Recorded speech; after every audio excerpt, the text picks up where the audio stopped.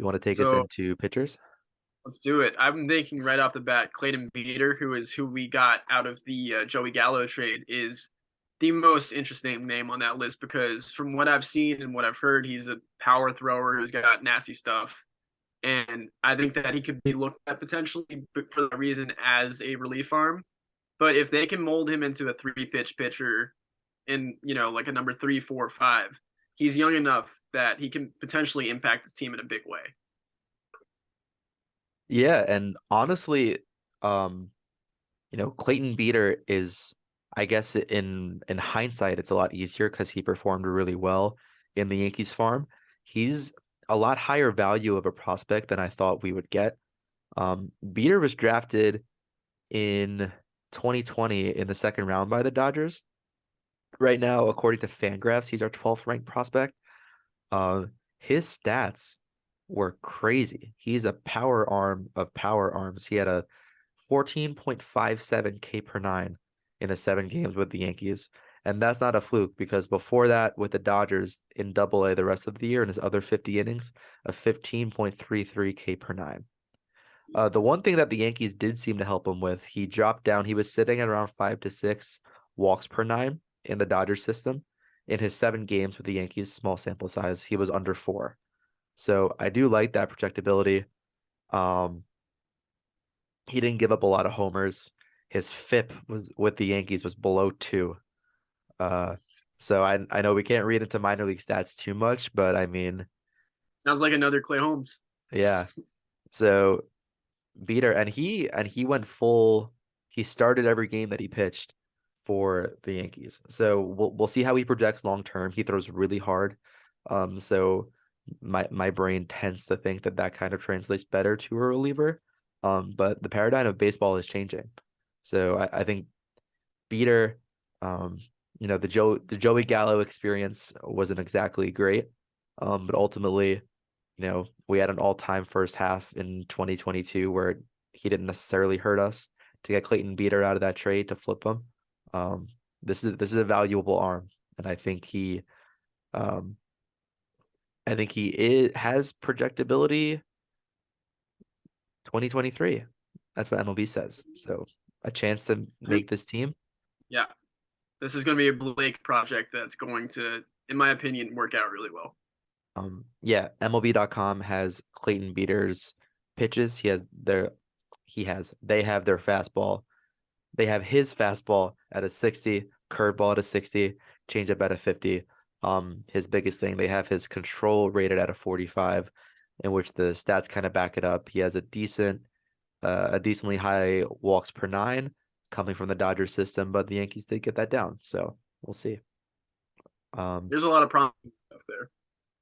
Definitely. I'm gonna jump into potentially maybe our joint top pitcher, who's been with the Mhm. team for a while. I'm gonna talk about Yoendrys Gomez. Yoendrys Gomez went through Double A mostly last year. He was an amateur free agent signing with us in 2016, for about 500K. He's been in the system for a really long time, getting acquainted. A lot of minor league stats that show a lot of fluctuation with different K rates, different walk rates. At one year in rookie ball in 2017, he had an 18 walks per nine, um, which is only in a few innings. More accurately, a 7 to 8 walks per nine. Now he's down to like a 3.3, 10.4 K per nine, which isn't too bad. I know he sits around mid 90s, can top out at around 98. I could see him, maybe being a spot start here and there, kind of like we used with Davey or what Herman was supposed to do at first. Um, he looks okay from what I've seen of him, but we never really know with these pitchers. MLB.com rates his fastball as a 60. He has a really high spin rate relative to his velocity.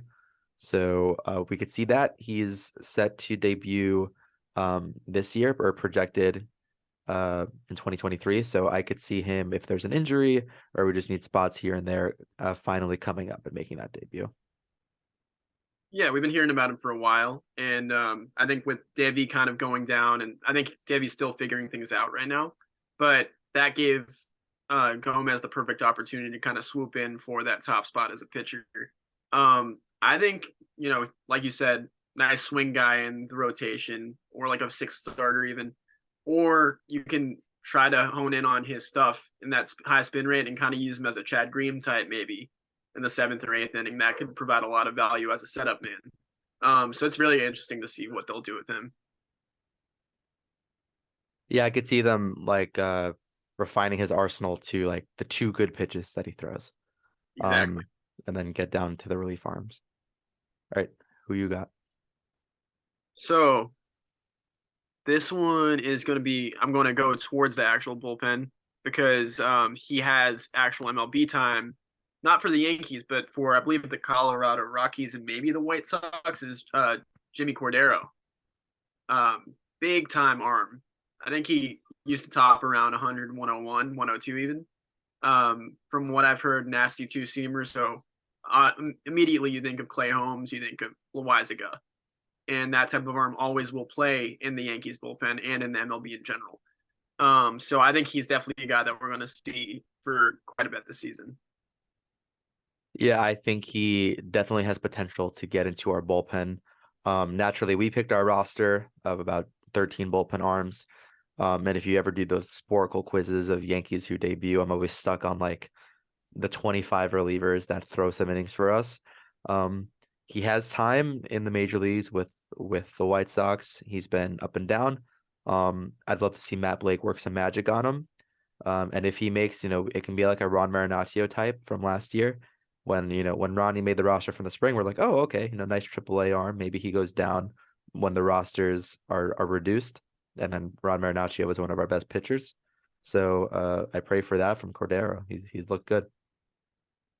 Yeah, I mean, it doesn't hurt to have this many like power arms, or just arms in general in the pen. So, I mean, if anything, he's another trade chip. But I think that he's going to have a legit spot when someone goes down in the pen with an injury this season. Yeah.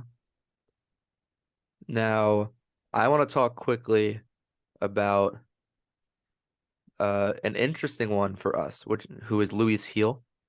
Yep. Um, Luis Heel had some great time in the major leagues with the Yankees. I'm trying to find his stats. Give me 1 second to find Luis Heel, how he did.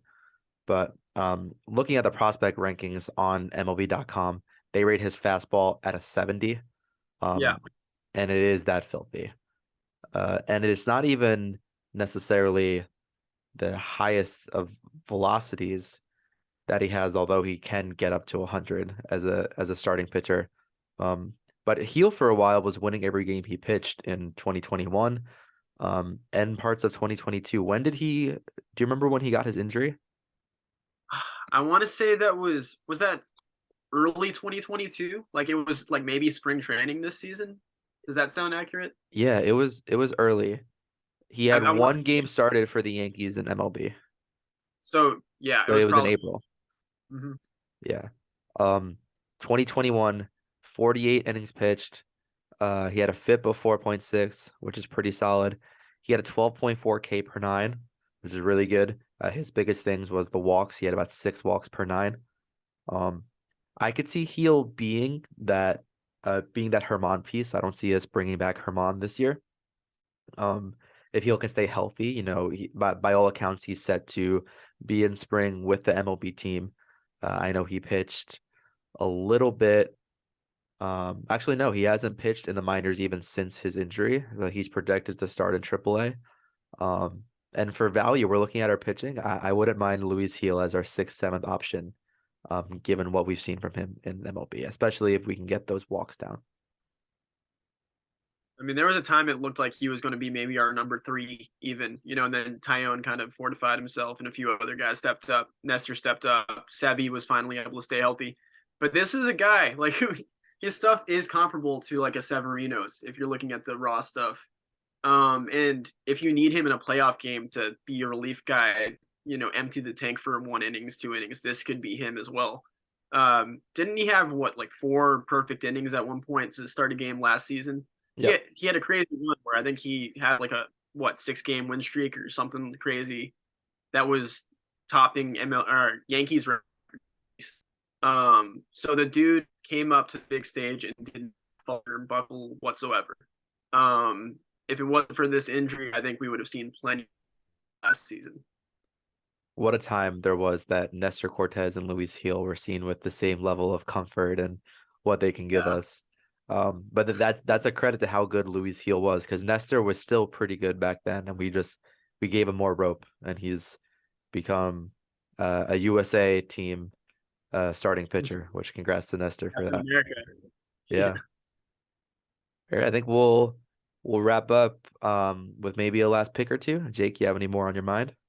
I'm gonna let you go to this one. Cool. So I want to highlight another trade piece that we got who isn't coming up anytime soon, but that's Justin Lange or Lange. I'm not Yeah, even sure. Um Lang. Justin Lang. Lang, there we go. Uh we got him in the Luke Voigt trade uh in March. He was a first round pick from the Padres. He's starting in high A ball. But MLB.com and Fangraphs already have him high on Fangraphs. He is our 12th prospect. On MLB.com, he is not ranked in our top 20. But this is another really good piece that we got back seemingly for Luke Voigt, who didn't have a place in our team. Another high K per nine, 14 K per nine in his time with the Yankees last year. Um, Ultimately, long term, he does start, but he throws really hard. His fastball is rated 55 to 65 on Fangraphs. But his command is down at 20 to 40. So 20 is as low as you can get on the prospect rankings. So we'll see. Um, Yeah. I see him long term probably converting to the bullpen, being a 1-2 inning guy, honing in that fastball and that slider. That slider is about a 55 rank, Hmm. which is what they have. I haven't seen much of him because I don't really see a lot of videos of Tampa, but by all accounts, he does. Justin Lang does show some potential. Yeah, I mean his ERA. Don't look at it for this season. It's not kind of worth it. It's more. I think he's still kind of. He's 21, so he's in that developmental stage to an extent. Um, I think he's another guy if he can get the control together and learn how to command a bit. He's a weapon, and we got him for really nothing. Like Luke Voigt, losing him obviously sucked after the 2020 season because he was the guy that held us together. But at the end of the day, he was not going to impact the 2022 roster whatsoever. So this was a huge move to make in getting him, and I think it's a sneaky little underrated one that people forget about. And yeah, I'm excited to see what he's got. And he's the kind of arm, if you look at even a lot of the top starting pitchers in baseball, um, they had similar stats, with this maybe high walk rate, high ERA in high A, in double A even. So yeah, like Jake said, don't really look into stats much. His ERA is above a 6 with Tampa last year. But you're looking for projectability, you're looking for arm action. And there are certain things that you can teach and um, that is pitch mix, that is approach preparation and command.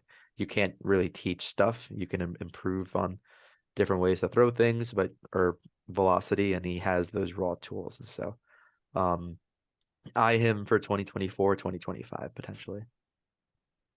Yeah, YouTube search his name if you get a chance. Can watch a few of his clips. He's really fun. Yeah.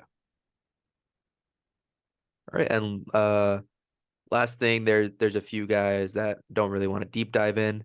But relief arms, Clark Schmidt is still listed as a prospect. But I think throwing him in do or die situations in the playoffs doesn't really make Clark a prospect anymore. He's been a top prospect with us for a while, as well as He's Greg not a Weiser. prospect. Yeah, not a prospect Yeah. anymore. Greg Weissert is kind of borderline. He came up as a minor leaguer for us, Fordham guy, played college ball at Fordham in the Bronx. Had a decent year, wasn't a high draft pick. I think he was serviceable. I don't know how I like him on the Yankees long term.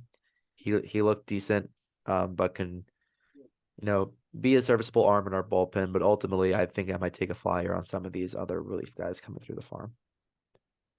I think that at best, like which would be a great best, he gives you kind of a Adam Ottavino profile, just in terms of the stuff, Yeah. If he can polish in and hone in on his command, which he seemed to do once he settled in after that atrocious start that he had. He was a really solid weapon to have to bring out, and it sucks that he wasn't in a pen that was at full health because I think that would have just made him so much better if he had Efros and King in there as well to like take some of the pressure off of him. But like you said, unsure where he's going to end up in terms of actually making it to the Yankees roster the 2023 season. There's a good chance he gets traded, which I hope gets some damn good value out of him because I think that he did open a lot of eyes this season. Yeah, his pitch mix, he's 40% sinker, 37% slider. So to give that nasty stuff, the one thing I could see him is him just being a different kind of arm, who could be useful if he has a good season and in a 4-game series in the regular season or in a playoff series, just to not give extra exposure to your relief arms. With the balanced schedule, divisional opponents, it doesn't matter as much for relievers. I mean, even his stats this year, his ERA was over 5.5, but his FIP was near 4. So you got to look at small sample size there and park factors and different things when relievers come in.